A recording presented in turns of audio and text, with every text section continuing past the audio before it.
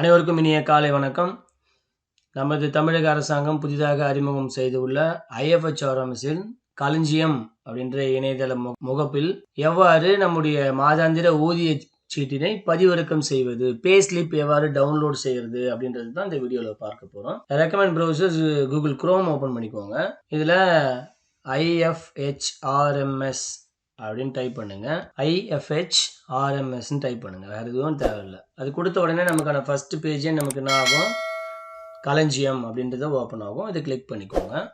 இதை கிளிக் பண்ண உடனே நமக்கான எம்ப்ளாயி ஐடி, எம்ப்ளாயாக இருந்தீங்கன்னா எம்ப்ளாயியோட ஐடி அண்ட் பாஸ்வேர்டு நமக்கு எல்லாருக்குமே தெரியும். அப்படி இல்லைன்னா இந்த ஃபர்கெட் பாஸ்வேர்டு கொடுத்து நம்ம நம்பருக்கு OTP வர வச்சு நம்ம என்ன பண்ணலாம், ரீசெட் பண்ணிக்கிட்டு அப்புறம் லாகின் பண்ணுங்க. இது ஆஸ் இட் இஸ் நம்ம இதுவரையும் பயன்படுத்தி வரக்கூடிய அந்த யூசர் ஐடி பாஸ்வேர்டே கொடுத்து நம்ம என்ன பண்ணலாம், சைன்இன் கொடுக்கலாம். சைன்இன் கொடுத்த உடனே உங்களுக்கு ஓப்பன் ஆகும். சொன்னால் அதை மாற்றம் செய்துட்டு அதன் பிறகு முயற்சி செய்து பாருங்கள், கண்டிப்பாக ஓப்பன் ஆகும். இது கொடுத்துட்டு நான் சைன்இன் கொடுக்குறேன். கொடுத்த உடனே நமக்கான ஹோம் பேஜ் ஓப்பன் ஆகும். இது நம்மளுடைய இண்டிவிஜுவல் டீச்சர்ஸ் அண்ட் கவர்மெண்ட் ஸ்டாஃபினுடைய பேஜஸ். இந்த பேஜஸில் பார்த்தீங்கன்னா ஆல் ரிப்போர்ட்ஸ் அப்படின்னு கொடுத்துருப்பாங்க. இதை கிளிக் பண்ணிக்கோங்க. இதை கிளிக் பண்ண உடனே நமக்கு பே ஸ்லிப் அப்படின்ற ஆப்ஷன் இங்கே கொடுத்துருக்காங்க பாருங்கள். இதை கிளிக் பண்ணிக்கோங்க.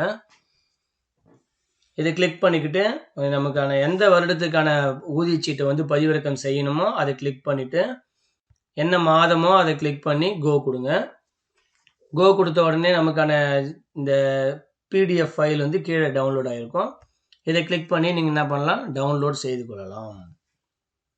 இது டவுன்லோட் பண்ண ஃபைலை நீங்கள் என்ன பண்ணலாம், அகெயின் ஓப்பன் பண்ணும்பொழுது அதுக்கான பாஸ்வேர்டு கேட்கும். அந்த பாஸ்வேர்டில் உங்களுடைய டேட் ஆஃப் பர்த்தை கொடுத்து நீங்கள் என்ன பண்ணலாம், பதிவிறக்கம் செய்து இதை ஓப்பன் பண்ணி என்ன பண்ணலாம், பார்த்துக்கலாம்.